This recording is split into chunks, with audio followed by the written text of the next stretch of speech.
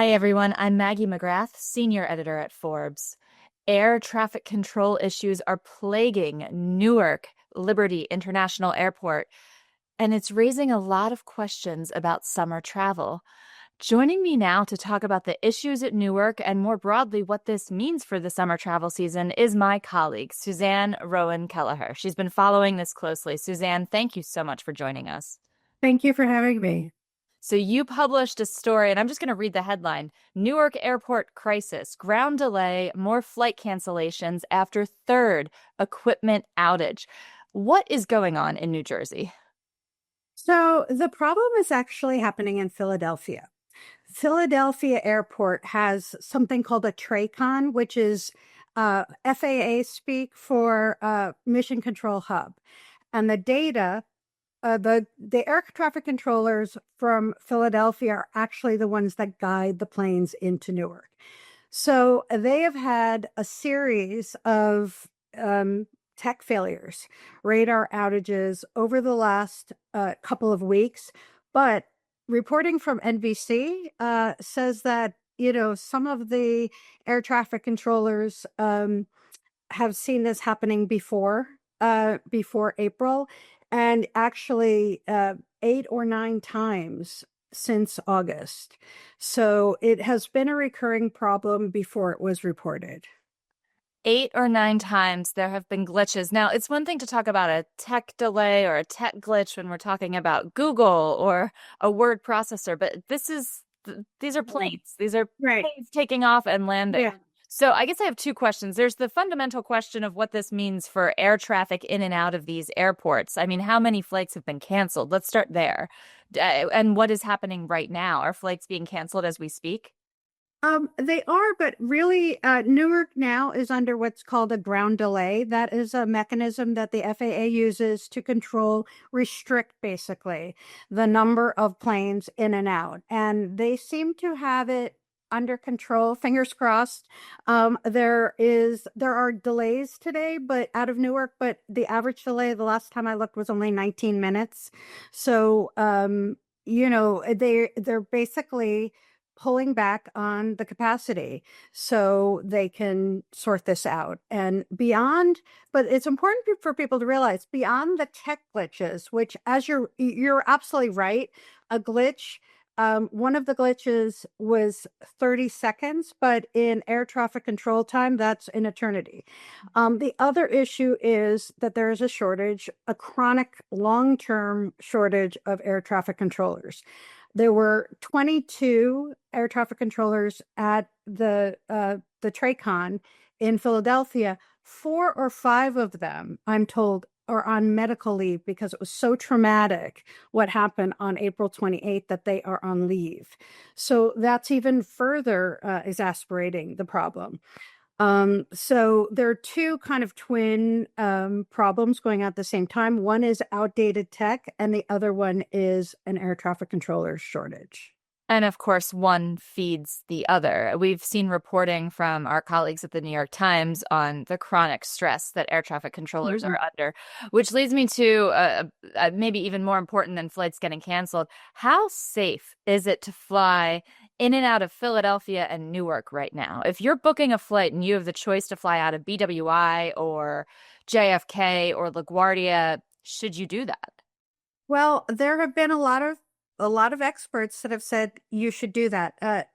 CEO of United Airlines, Scott Kirby, said, do not fly out of Newark. That was right after the April 28th incident. So he he immediately pulled back the daily schedule for United, cut 35 flights a day. So the other thing important to know if you are flying out of Newark is that you might be eligible for a travel waiver, which means you have a ticket, but the airline is letting you change your ticket at no extra, bypassing the change fee and fly out of either a different airport or move your flight to a different date. So personally, I would do that if I were ticketed on a flight. I would say maybe I could fly out of somewhere else instead of Newark. But as we were talking briefly before the call started, Yesterday on Meet the Press, Transportation Secretary Sean Duffy said that he fully expects that this could happen at other airports. It's not just a Newark problem. It has shown itself at Newark in a real crisis, but the problem exists everywhere. Let's dig into that. What did he say or cite as evidence that this could happen elsewhere? Obviously, Philadelphia, Newark, it sounds very northeast, but if folks in California are watching, what should they be listening to from their local officials when it comes to SFO or LAX or any of the airports outside of the Northeast? Well, important to know that Newark is a major airport in the US, but it's not even in the top 10. It's like number 13. The top airports, you have Atlanta, you have LAX, Denver, Chicago O'Hare. They have the same outdated technology, right? So everybody is basically using the same technology from 30 years ago, sometimes more. So it's what I would say is, and I hear this all the time, people who would normally say, well, I'm going to fly unless I could drive in less than 6 hours. Maybe they're extending that to 8 hours. Maybe, people are really kind of considering whether they're going to fly or drive. Um, Air travel is safe. Statistically, it's very safe. The FAA knows what it's doing in terms of managing airflow, so air traffic flow. So if it is looking like, there are too many flights coming in and out of an airport, they're going to scale back a lot. And the ground delay mechanism is used all the time. At the same time this was happening at Newark, Newark was also building a runway, repairing there was construction. So that was also adding to the delay time. And that kind of thing happens all the time. Sometimes there are ground delays because of weather. Sometimes it's because of a construction project. And sometimes it's because of a shortage of air traffic controllers. So the first thing I would do if I were traveling is always download the app for the airline that you're flying with, so that you get the alerts as soon as they come.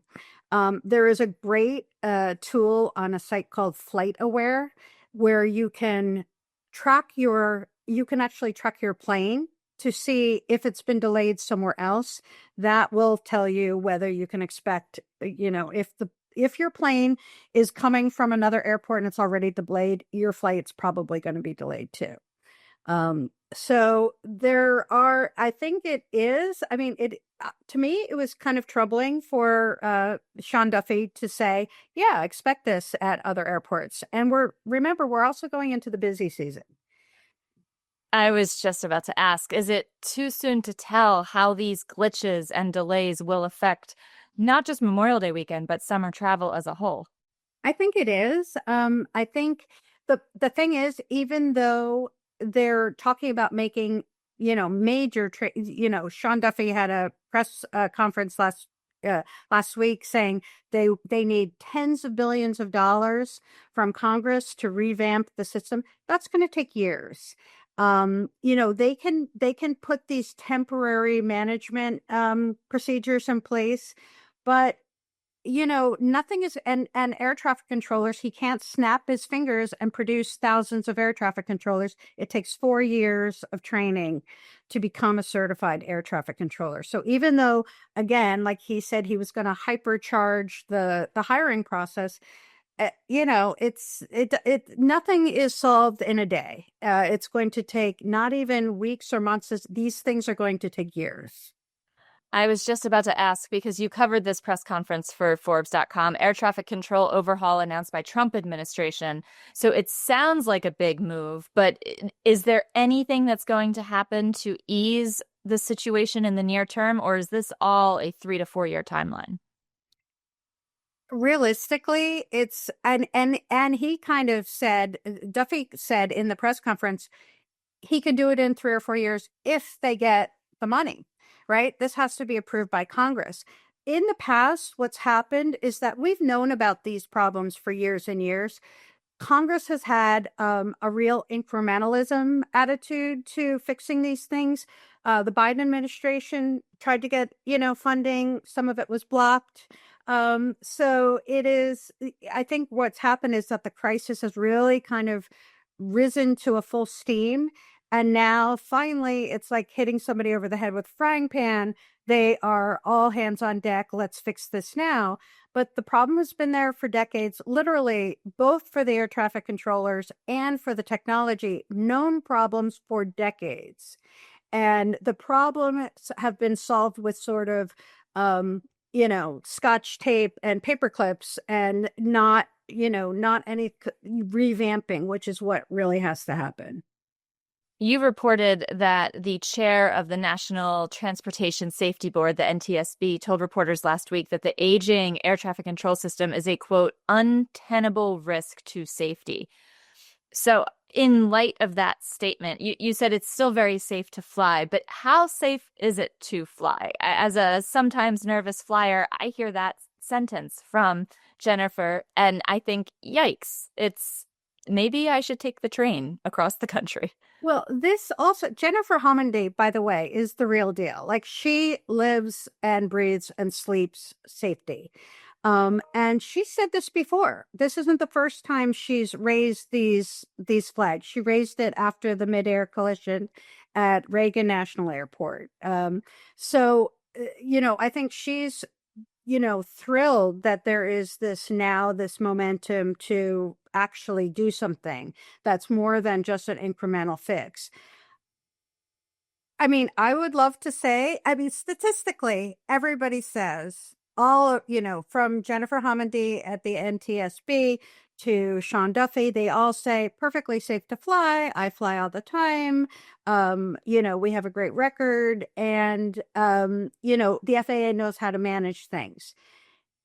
It is troubling that in the last 3 or 4 months, we've seen a number of very unusual, irregular, however you want to phrase it, things that we have not seen in decades. So I do think it's a personal decision whether people feel safe. I think a lot of people are kind of saying, well, I used to drive 3.5 hours, or I used to fly because if I drove, it would be a 5 hour drive. Now they're saying, you know what, I'll just drive for the 5 hours. So, I think it is a personal decision. I think, Sean Duffy is raising the alarm that it could happen somewhere else. Not an accident, but a glitch.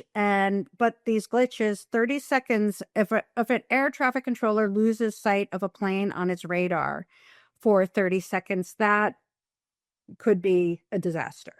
That sounds like an eternity, because if you watch any of the simulations of flights coming in and out of some of the nation's busiest airports, it's not even 30 seconds. It can be 10 seconds between Right. one flight taking off and another flight landing. So what's next? What are the questions you'll be asking your sources? What will you be listening for? And what is crucial for the Forbes audience to be watching for and listening for? Well, I mean, I'm always looking at FAA statements, DOT statements. I'm looking at FlightAware for number of cancellations every day and the flow. You can go onto the FAA dashboard for the National Aerospace System, and you can see, at any given day, there are a number of airports that are on ground stops and ground delays, nothing to do with air traffic controller. Some of the issues we talked about earlier, whether there can be, there's so many things that can disrupt the flight. In the summer, the biggest issue that plagues air traffic is weather. It's thunderstorms, it's, things like that. So there's just so many things that it's a very complicated, complex issue to control the air traffic system in this country. And they do know, yeah, it's sort of a split screen. You say, do they know what they're doing? They do. But we're seeing that everything is coming to a head. The old technology is kind of butting heads with the air traffic controller shortage, and everything is sort of right in our face all the time. I think if you're going to be honest, you have to say these problems have existed and people have been will, blind to them in some respect because they have not been front and center in the news headlines. So it's sort of like, every expert I know who deals in air traffic and in airline safety and airport safety says, always quotes me the stat that you're much safer in the, getting on a plane than you are getting in your car. So that's something else to think about. People will say, well, I'll drive, but that's actually statistically less safe. I don't really have an answer, Maggie, other than Well, there are a lot of everybody has to sort of gauge their own comfort level. Now, on the matter of the tens of billions of dollars that would be needed to basically overhaul our air traffic control system, I'm thinking of the DOGE cuts that we have been seeing over the course of the first 100+ days of the second Trump administration. How likely is it that these funds will become available? And also, have there been cuts to the FAA budget that are affecting what we're seeing right now? Sean Duffy says no. He says that the cuts that were made do not affect the controllers. The controllers are exempt from those kinds of cuts. So those cuts were made in other parts of the agency. But I mean, it is, I think people will say, well, you need everybody in the FAA, right? Like, maybe it's tech people who were cut. Maybe it's, people in other systems that were cut. They to stick to their guns and say did not affect anything. So, we have to, I suppose, take them at their word. And in terms of those tens of billions of dollars that require congressional approval, how likely is that to pass? And if every person were to call his or her congressperson, would that speed the process? I think so. I think we are at a literal crisis point. Like it has been kind of a low burning crisis. And I think only because the FAA has an amazing record. I mean, it's been a long time since there was a fatality on a commercial, you see this in private jets all the time that there are crashes and incidents. A commercial jet has not had an accident before the Reagan National Airport midair collision for a very long time, like at least a decade. And so, I mean, that they always sort of pointed to that record as evidence that flying was so safe. But I think, you can't help but question that now because of all the things that we've seen just in the last few months. Suzanne Rowan Kelleher, thank you for covering this for Forbes. Thank you for coming on and talking about your reporting thus far. We will be watching you closely as the summer unfolds. So keep up the good work and please come back as you have updates for us. Thanks, Maggie.